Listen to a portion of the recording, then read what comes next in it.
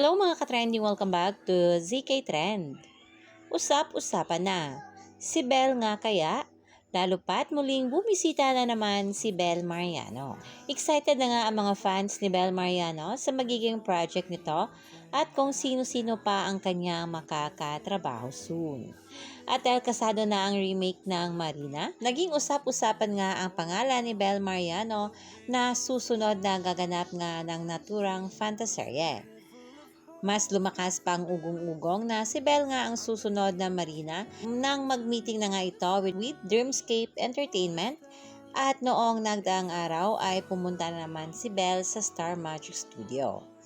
Ngunit sige ng ilang fans ay wag na daw si Belle sa remake dahil mapupuno lang daw ito ng bashing tulad noong He's Into Her era. Ngunit ganun pa man ay kung sakaling si Belle talaga ang gaganap ay 100% naman ang magiging suporta na mga fans kay Belle Mariano. At panigurado din na di mabibitin ang mga manonood kapag si Belle ang gaganap dahil for sure magagampanan nito ng mahusay ang naturang fantaserye.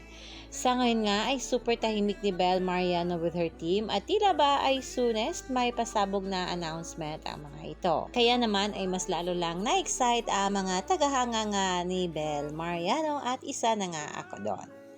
Kayo mga ka-trending, anong opinion nyo at reaction nyo tungkol dito?